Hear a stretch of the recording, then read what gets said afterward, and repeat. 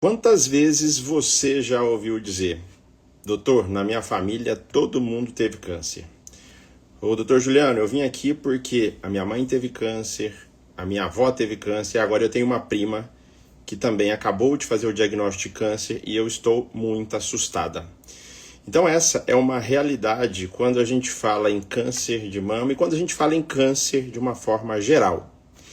A intenção hoje aqui é, nesses 15 minutos além do rosa, é a gente conversar sobre a genética, sobre hereditariedade e sobre estratégias que a gente pode fazer com bastante sucesso para entender e para libertar vocês de alguns mitos que são muito pesados durante toda essa jornada aí. Primeira coisa que a gente precisa entender é que todo câncer tem origem genética. O que é isso? Todo câncer acontece a partir de um defeito no DNA.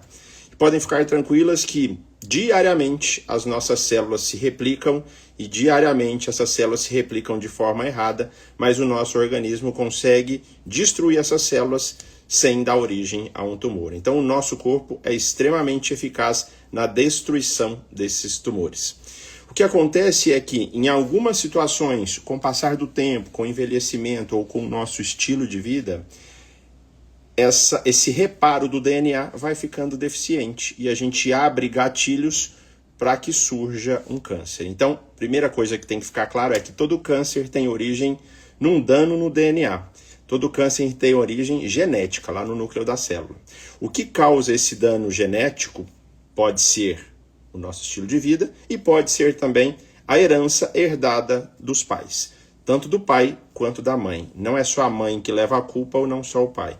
Existe aí a hereditariedade que pode vir dos dois lados, um outro mito aqui que a gente acaba de quebrar. Na família da minha mãe que tem caso de câncer de mama, então eu não tenho problema porque no do meu pai não tem nenhum estudo e não tem ninguém que teve diagnóstico de câncer, então eu posso ficar mais tranquila e vice-versa. A hereditariedade vem dos dois lados. O que é importante entender? Que todo câncer é genético, mas essa hereditariedade ela acontece em apenas cerca de 10% dos casos. Então, apenas 10% dos tumores, quando a gente está falando de tumor de mama aqui, estamos falando de outubro rosa, são de origem hereditária, são transmitidas de uma geração para outra. E se a gente for fazer uma conta rápida, qual é a chance, se existe alguém na sua família de ter essa mutação, essa alteração genética, qual a chance de você ter? Geralmente essa conta é de 50%, tá? E o que é importante a gente conversar aqui? Que se você herdar uma alteração genética, você está herdando um risco aumentado de desenvolver o câncer ao longo da vida. Isso a gente trouxe à tona tem mais ou menos aí uns 12 anos atrás com a história da Angelina Jolie.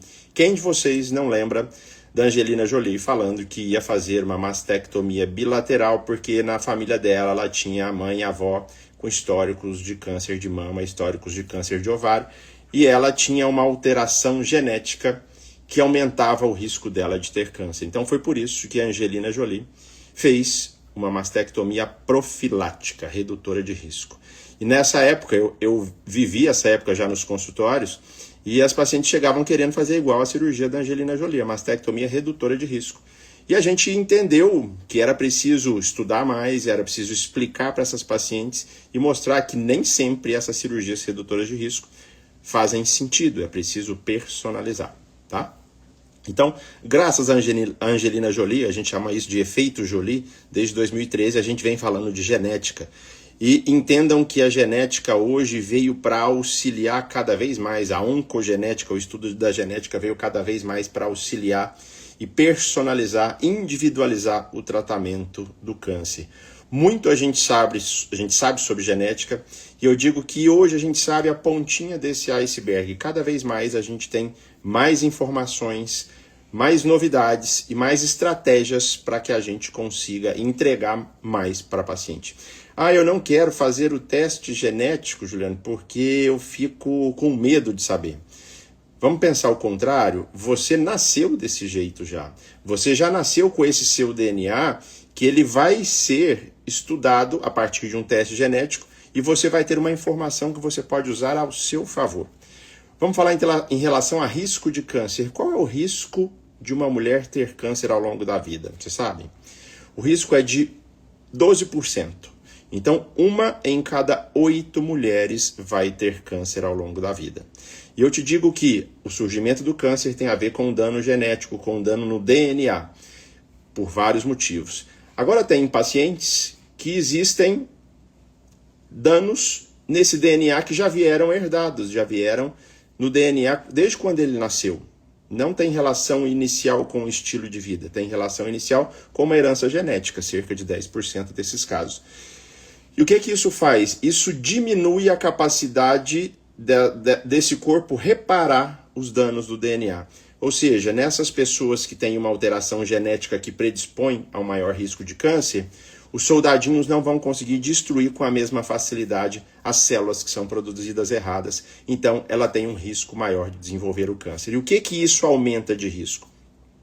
Se a gente fala que a mulher, em média, tem 12% de risco de câncer de mama ao longo da vida, a mulher que, por exemplo, tem a mutação da Angelina Jolie, BRCA1, tem cerca de 80% de aumento de risco de câncer de mama. Então, é um risco muito alto.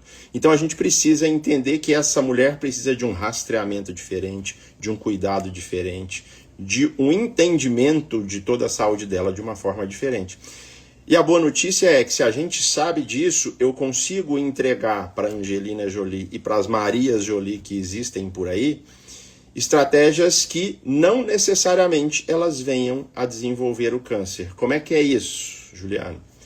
Então, a Angelina Jolie tinha a mãe e tinha a avó com câncer, históricos de câncer de mama e de ovário. Fez-se um exame de sangue ou um exame de saliva, onde a gente pesquisa a alteração genética e foi achado o BRCA1 no caso dela. Então, o que ela entendeu? Que ela tinha um risco muito maior que outras pessoas. Ela não ficou de braços cruzados. O que ela fez foi adotar, dentre tantas coisas que a gente não entrou no conhecimento, e o que a gente sabe que ela foi fazer a cirurgia redutora de risco, ela retirou todo o tecido mamário dela, o recheio da mama, o tecido fibroglandular. Junto disso, ela fez uma reconstrução com prótese, muito provavelmente. Então, o que ela fez? Uma cirurgia redutora de risco, sem ter câncer. Ela sabia que ela tinha um risco de 80% de ter câncer ao longo da vida. Então, aí, ela veio com uma estratégia de, antes de ter câncer, ela tirou o tecido mamário, reconstruiu e reduziu o risco dela igual de uma mulher normal. Ela voltou para o risco igual de uma mulher normal. Lembre-se, as cirurgias são redutoras de risco. Não tem nada na vida que é 100%. Então, eu diminuo o risco, eu não consigo zerar o risco. Por quê, Juliano? Porque eu também não consigo tirar todo o tecido mamário que tem, tá? Então, é antever, é andar na frente. Tem outras cirurgias que podem ser feitas? Tem. A cirurgia da retirada dos ovários. Eu retirando os ovários, tem idade para isso. Muitas vezes BRCA1, 35, 40 anos, BRCA2, 40, 45 anos, é uma idade adequada para também se retirar os ovários. São cirurgias redutoras de risco. Fundamental, personalizar. Hoje a gente entende, como eu disse, a pontinha do iceberg. Muito provavelmente eu vou ter várias nuances de BRCA1, várias nuances de BRCA2. No Brasil a gente tem o P53, TP53, muito comum no sul e no sudeste, que também aumenta o risco de câncer de mama. É o terceiro gene mais comum alterado para gene de alto risco no nosso país. Então, uma outra orientação que eu passo para vocês aqui, vai solicitar um teste genético. Esse teste genético não deve ser só de dosagem de pesquisa de BRCA1 e BRCA2. É um teste que precisa ser de pesquisa de um painel estendido, um painel multigênico, geralmente 40, 50 genes aí, em média. Todo mundo deve fazer o teste? Também não, é preciso ter cautela e individualizar, porque a partir do resultado do teste, eu tenho que saber, se foi eu que pedi, eu tenho que saber como te orientar e o que fazer. Hoje nós temos oncogeneticistas, especialistas nessa área, e hoje nós temos cirurgiões oncológicos como eu, mastologistas, que têm esse conhecimento e essa expertise, porque a gente está de frente todo dia com as pacientes que fazem essas perguntas. Então é fundamental que a gente tenha esse conhecimento e essa orientação. Luciane está falando aqui que teve um tumor de mama triplo negativo, fez a pesquisa e tem a variante BRCA1. Pacientes com tumores triplo negativos é uma das pacientes que tem indicação de testagem genética. Quem tem indicação de testagem genética de uma forma mais simplista aqui para vocês? Nos Estados Unidos, todas as mulheres abaixo de 65 anos têm indicação de teste genético. Nos Estados Unidos, todas as mulheres abaixo de 65 anos têm indicação de testagem genética. No Brasil, isso é um pouco diferente. São indicações um pouco mais restritas. A gente tem cada vez mais aberto, ampliado essas indicações. Não se esqueçam que não adianta fazer o teste se você não tiver uma orientação adequada.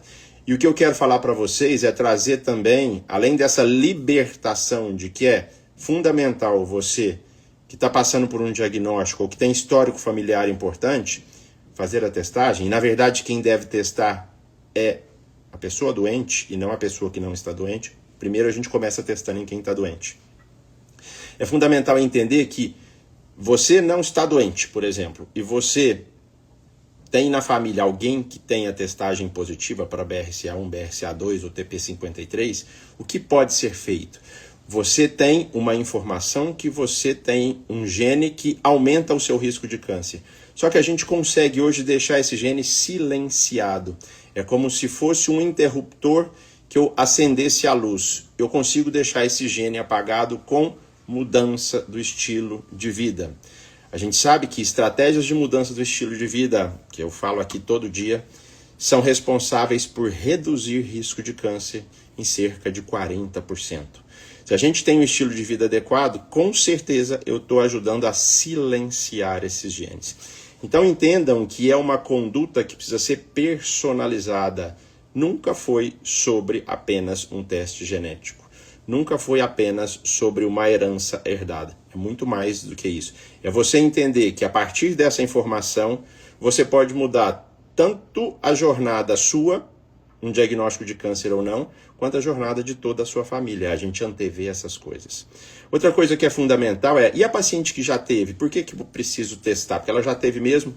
Porque nesses casos eu posso personalizar ainda mais o tratamento para ela.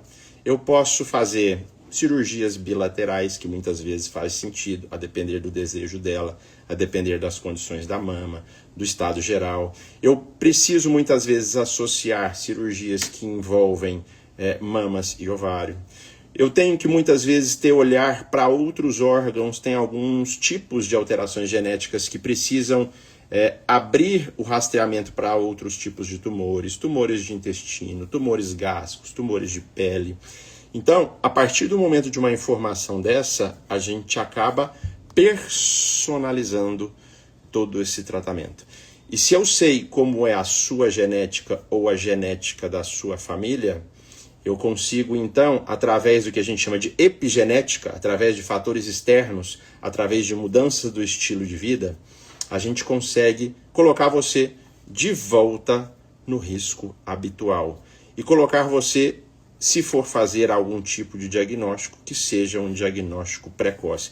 Então é por isso que eu faço questão de contar para vocês que essas informações são, além de libertadoras, são fundamentais para que vocês sejam protagonistas da jornada, para que vocês questionem, para que vocês perguntem, para que vocês consigam transformar o seu tratamento de uma forma muito mais individualizada. Ah, Juliano, esse assunto é muito interessante, eu queria mais dele.